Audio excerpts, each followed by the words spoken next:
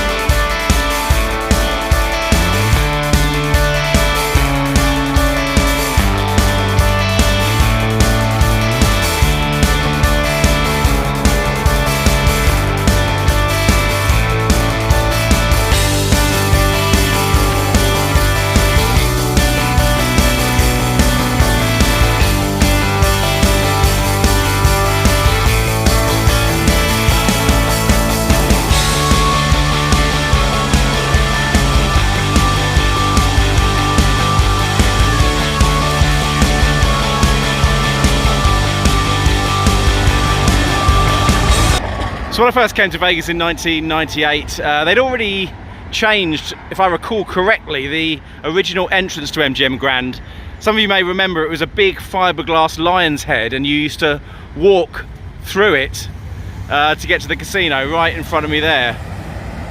Apparently Chinese guests used to think that that was a bad luck omen. They ripped it all out and changed it to the big bronze statue you now see. I kind of preferred the original one, if I'm honest. It was pretty cool. Now the other thing to know about MGM as we walk in is it was opened in December 1993, but MGM Grand was on the Strip prior to that. It was in the old Bally's building before they had a fire there, and then they relocated down here to this building and basically took the old Marina Hotel and built round it to build the MGM Grand. And you can see the photo I've got on the screen now of the old Marina Hotel, which is now the west wing of MGM Grand.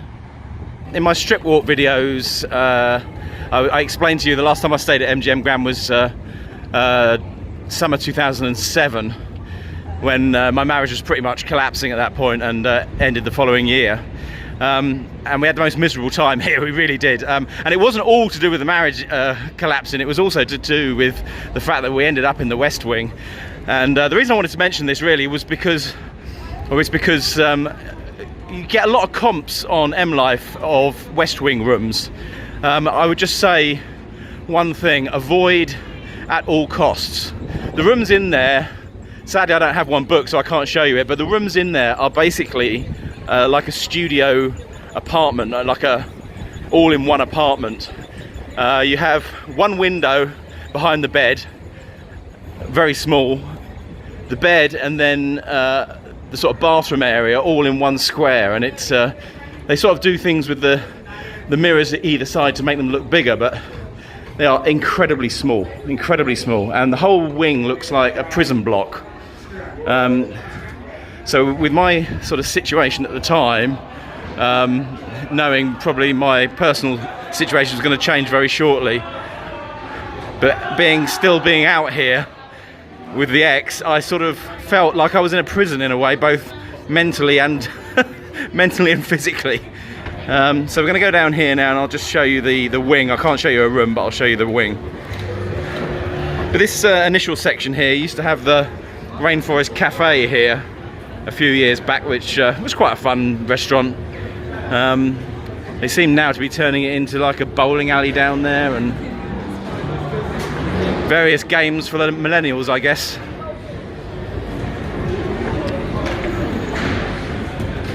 There seems to be a thing about millennials and not being into gambling, doesn't there? I don't know if that's actually statistically true or not, but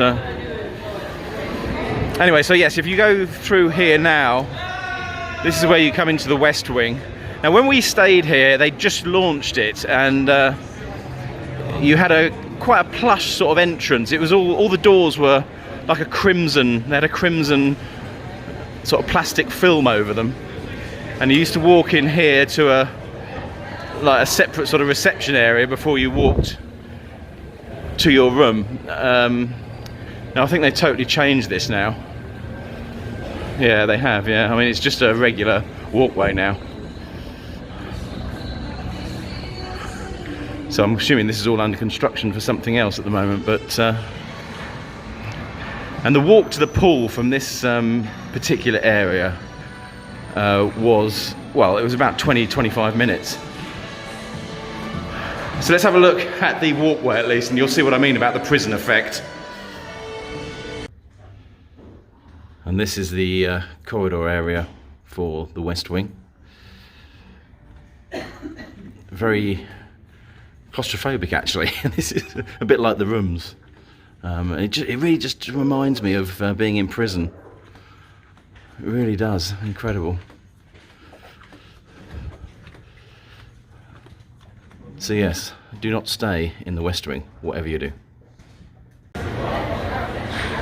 Okay, so moving on from the West Wing, we have a grand tower staywell room here for this this stay. Now the idea of the staywell rooms is sort of well-being in general, so I'll show you that in a minute. But they've changed this section a hell of a lot from back in the day. This centrifuge cocktail lounge in the middle was never there before.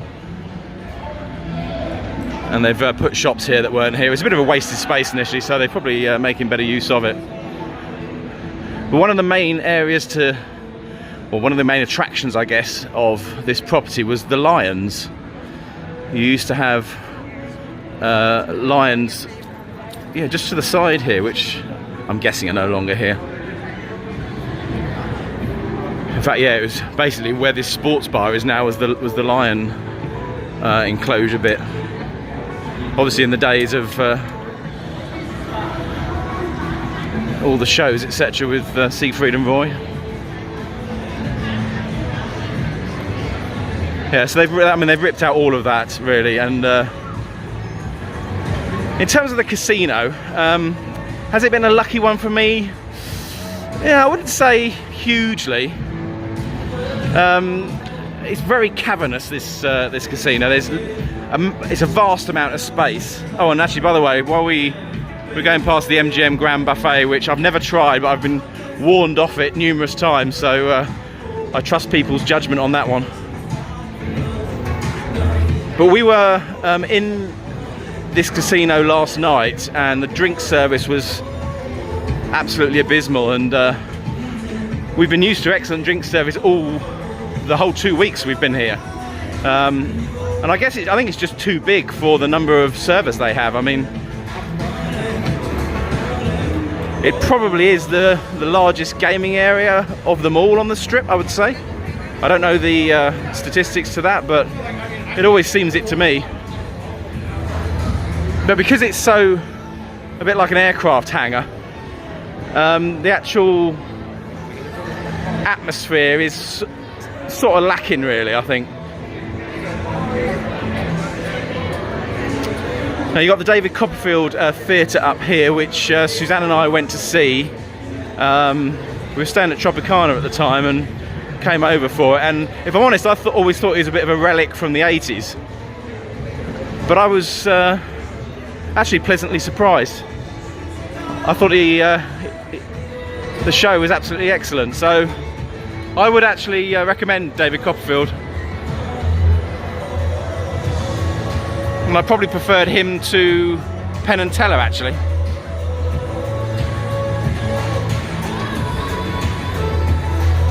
So just moving on towards the front of the property.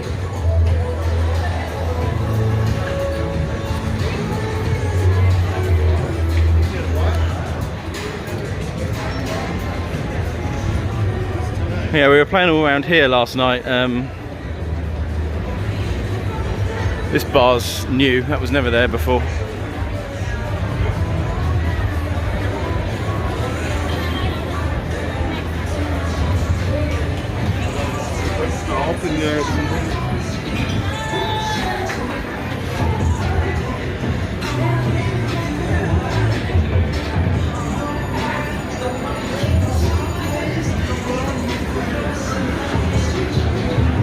Okay, so just moving towards the lobby.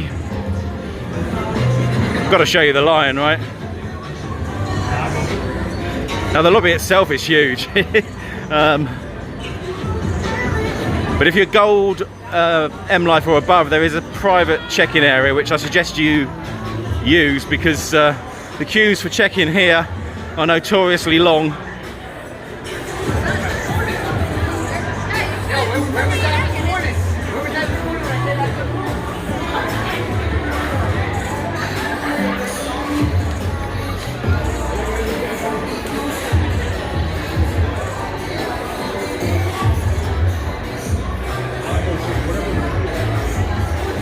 So here we go for the lion. I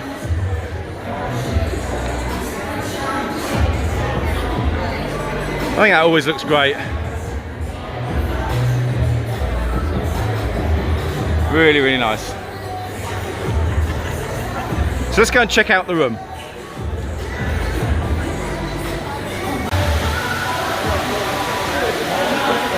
So as I said, we're in the one of the staywell rooms.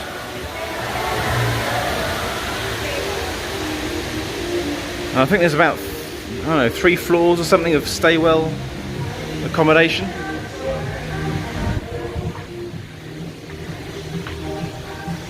Yeah, so 14, 15, 16.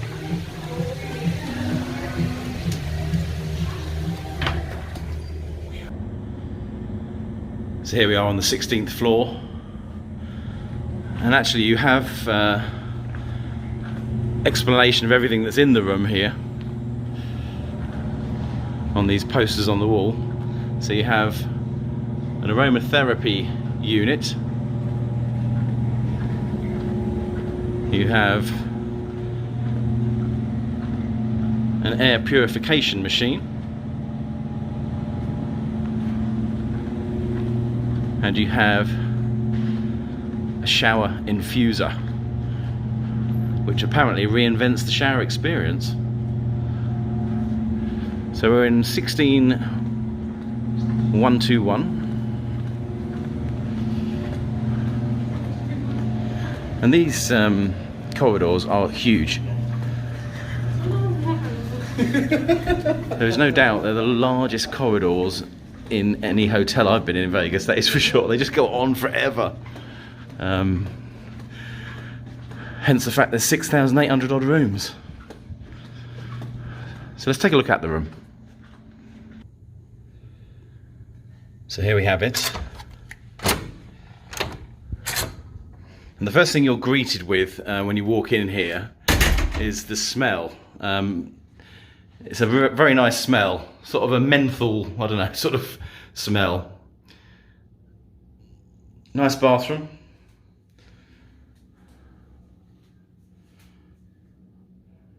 With your infused shower.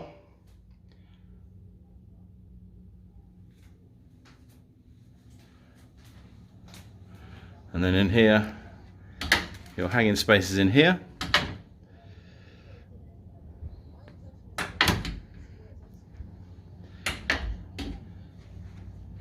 And there's the unit I was talking about earlier, which stays on all the time.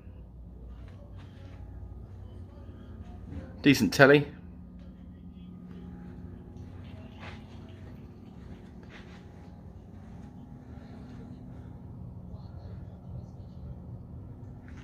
And you even have a in-room healthy dining menu, look.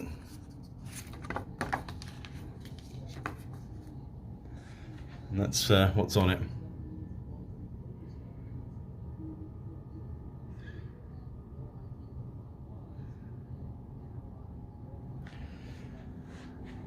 So a seating area there. Now the bed is a staywell bed, okay? Now Suzanne and I stayed here last night, and I have to say it's the most uncomfortable bed I have ever slept on. It is really, really firm. It's like sleeping on a board.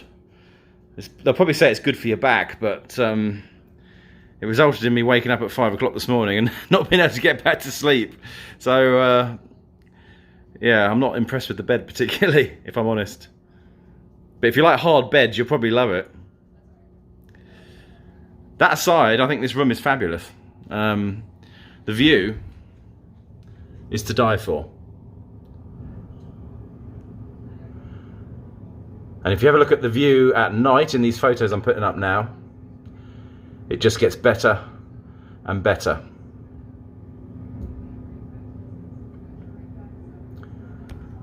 So yeah, great view, great room, uncomfortable bed would be my summary. So we're just going to the pool area now from the lifts. And actually, before we do that, if you go towards the casino from here, now this area has always been a hive of activity, as you can see, because there's a whole load of majestic lion machines, and they've always been here, these. And basically they always hit just, well, they start at 1,000 but normally hit by 1,100. And they always used to be on the back walls all the way around here. They've sort of relegated them a bit to around and about, but yeah, they hit regularly, so they're always going to be busy. So they've got them there and all the way down. Anyway, onto the pool area. And because of the size of this place, getting to and from your room, particularly if you've forgotten something, can take you, well, probably a 20-minute round trip if you need to go back up to the room and back down to the pool again. It is incredible, really.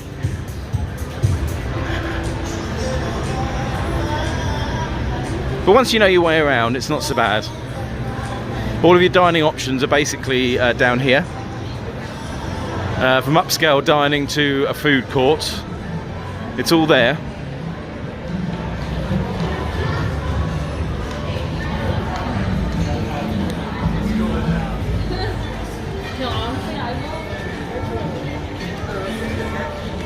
And if I'm honest, I've not really stayed and ate in any of the upscale restaurants here in the past. Being the cheap person I am, I tended to eat in the food court. Johnny Rockets, Nathan's, chicken tender, etc. Pan Asian. There's a Starbucks here as well. But there's plenty of other options. There's a pub here which looks new. I can't remember that being there before.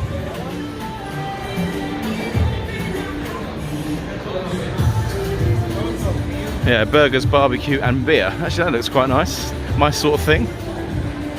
Not necessarily in that order. Right, so I will meet you at the pool area.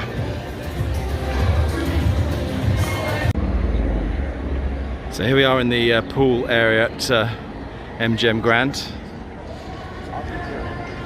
There's quite a few pools. And you can normally find a space in one of them. This is probably one of the best pool complexes in Vegas, I think. Now this is a Friday at around about 2 o'clock, so it's going to be fairly busy. So this is the main pool and spa.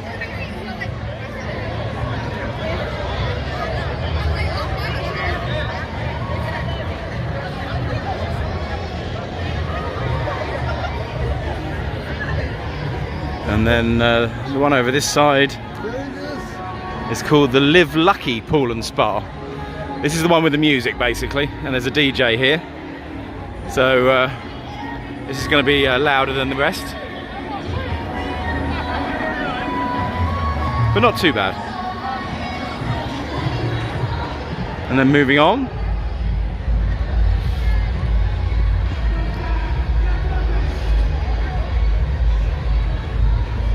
I think my summary of this hotel would be, I love the room. I've been saying to Suzanne this morning, I think the room's fantastic. Lovely view, spacious for a regular king. if it wasn't for the fact the bed was so damn hard, I'd be absolutely delighted with it. So I'd probably stay in a renovated room like the Staywell rooms, but just not the Staywell rooms, purely because of the bed. The casino is big, cavernous, but does lack a bit of atmosphere. So I'm not sure I'd really gamble here if I stayed here again. There is a lazy river, by the way, look.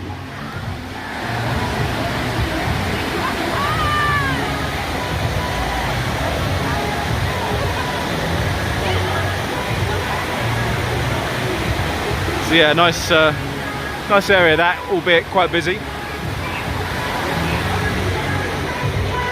And the other issue with the casino is the drink service is, as I've said earlier, absolutely appalling, and that would be alone enough to drive me elsewhere when it comes to gambling.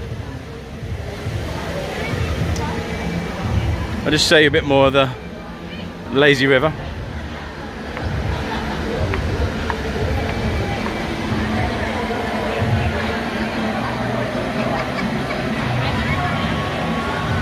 So the area that Suzanne is in, and is the quietest of all the pools, is the Splash Pool and Spa here.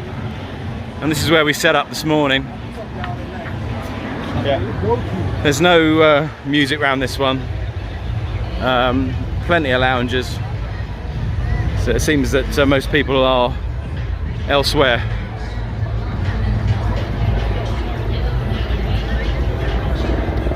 So that's my summary of MGM Grand. I'd stay here again, gamble elsewhere, nice pool area, soulless casino. In a nutshell. Speak to you soon.